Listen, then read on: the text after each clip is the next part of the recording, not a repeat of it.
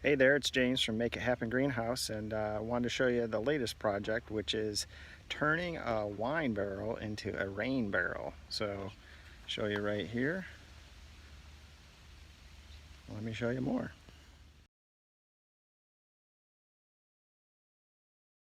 So they had these wine barrels. They were a little pricey at Menards for about $129. I know in other places you can get them much cheaper, but not so much here in Kansas. So I went ahead and splurged. It's Father's Day, so I figured that would be my Father's Day gift. And what I'm going to do here is create I already drilled a hole here for this spigot.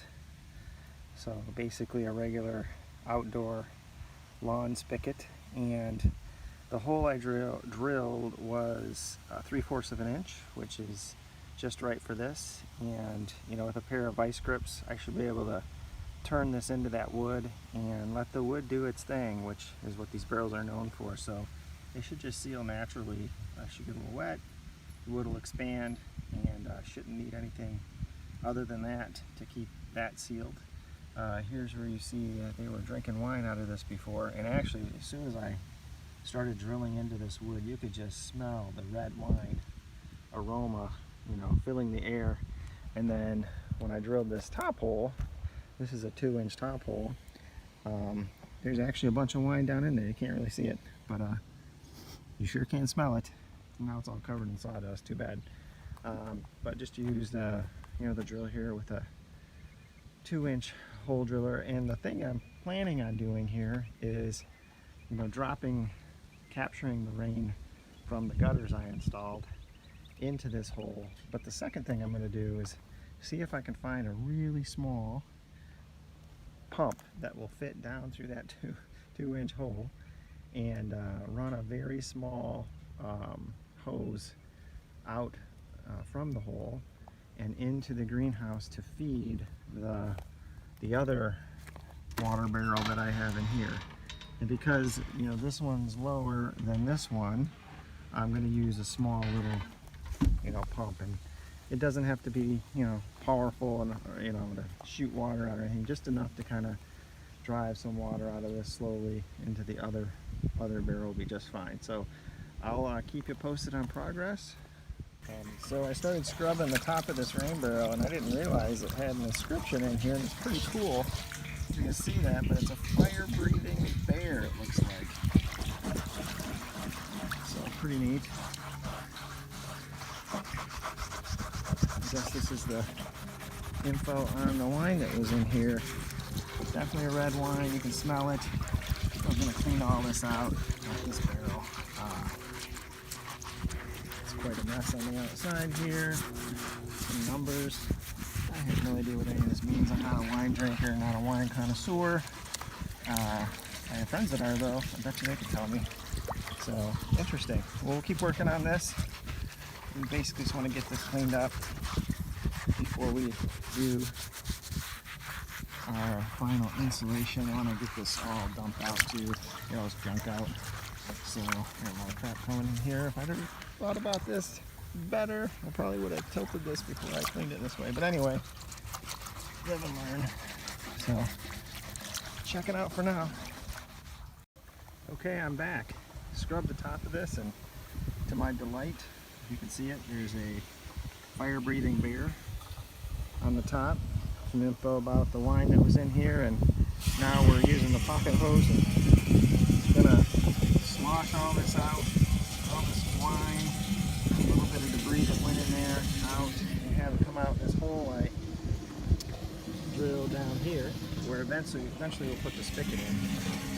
Well, we need to get it cleaned out first, so this will take a while to fill. So when we get a little farther along and the water starts coming out, I'll let you know. Okay, so the water's starting to come out. Again, I had a bunch of debris from me cleaning the top and sawdust, and certainly there's wine in there as well. Oh yeah, you can smell it. Maybe I was wrong. Maybe it was white wine. This isn't very red. Yeah, it smells a little bit like wine. So we'll let this just run for a while to clean this out as much as possible. The neat thing about our little pocket hose is if you just let the end go uncontrolled, just like a snake whipping around in there. So hopefully that's splashing the water around pretty good. And we'll get the inside cleaned out. And then we'll get the spigot installed. And another day we'll worry about how to capture the water. Right now I guess I just put a screen on it and have the water collect in the top here and go in. But I'm afraid that will not be a long-term solution. This all turned black for a reason, and it's probably because there was just water sitting on here all the time. So we don't want to do that. These oak barrels really seal up, so that's just proof of that. All right, we'll get her clean and get her done.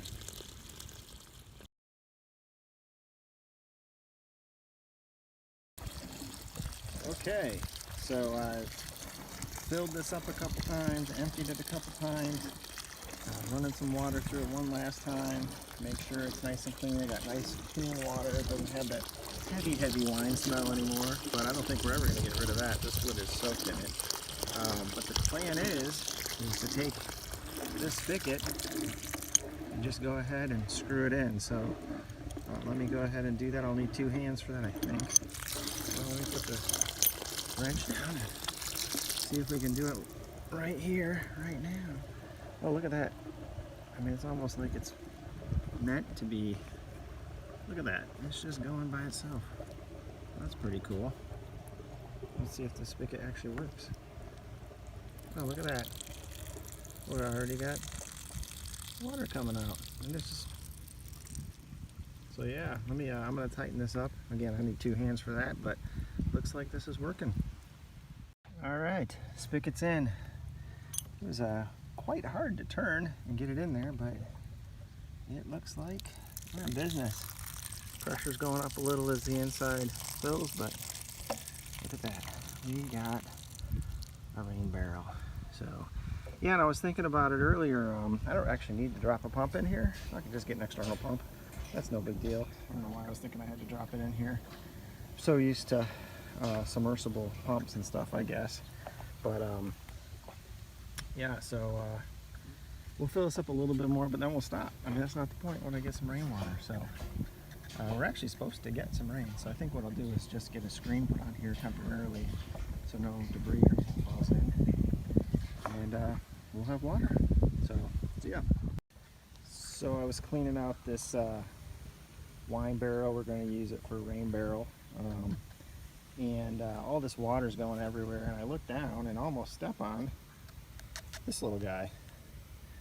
And that is a North American shrew. I think they're related to the moles. So I'm just gonna go out here and put him back in the grass. He looks pretty small. I hope he's able to survive on his own. But yeah, we'll let the water pass one more time. Maybe he had a hole and just it got filled up with water and had to evacuate. So feel bad about that. I like animals. I don't think shrews are necessarily that destructive to gardens, unlike rabbits and some other things. Well, I like those too. So we'll put the little guy back in nature, and hopefully we can be okay. So how about in the clover patch? There you go, little guy. Go ahead, find a place. Don't get eaten by a hawk. And the force be with you. Live long and prosper. Looks like he's pretty active. Hopefully he's okay. Okay, so the rain barrel project is getting close to completion. We had the spigot installed. That was relatively easy. We have the base assembled. It's still a little wobblier than I like, but we'll get some more water in there and then do some stabilization. Cleaned up the top. Was delighted to find this fire-breathing bear logo on here. I think that's so cool. We drilled a 2-inch hole in the top, and then I just was rummaging around the garage to see, hey, what possibly could fit this. So I have just a regular PVC piece here, 2-inch PVC that I found. Is that right? I think it is. And then I had this old drain replacement piece that I never used. I don't know what I bought it for, or maybe it's for the basement or something, I'm not sure, but it was just sitting out in the garage, so I took the top off it. Luckily it unscrewed, grabbed an old piece of screen, and wrapped it around, and then jammed that in to that PVC piece, and it is really rock solid here. So and it just drops perfectly into there. So now we'll just wait for it to rain and see what happens. But a couple other things, you know, this is just open right now, the gutter. I'm thinking about this whole concept of a rain chain, maybe having that drip down into this, maybe covering the top. So I took the rain barrel one step further. I realized or remembered in the house I had this air purifying filter, which water passes through, but it's pretty thick. It's thicker than a screen. So I decided to go ahead and basically cut that to shape for the top of the barrel here, which is watertight. You know, the nice thing about these barrels have this edge down here where you can really, you know, jam stuff in on the sides there to keep everything in place. And then I have all this pea gravel around the yard, so I went ahead and grabbed some of this and just washed and washed and washed it to get all the dust and debris out of it. That took quite a while, but I think it's clean now, so we're going to test this out and see if this works. We got a storm coming in, so you can see off in the distance there, it's heading our way. We got the gutter ready, so the water should flow right into this gravel. If you remember, there's a hole with a screen in it right here, so when the water comes in, it should fill up here and then drain into the barrel. So hopefully it's fast enough, I guess, but we'll see. We'll have a real live test soon. Here's some water on the roof. Water draining into this. I can hear it going into the barrel. Again, I'm just not sure it's fast enough. That's my only concern, so might have to do something about that. It seems to be pooling up here on top into a little lake, so maybe we'll make some adjustments.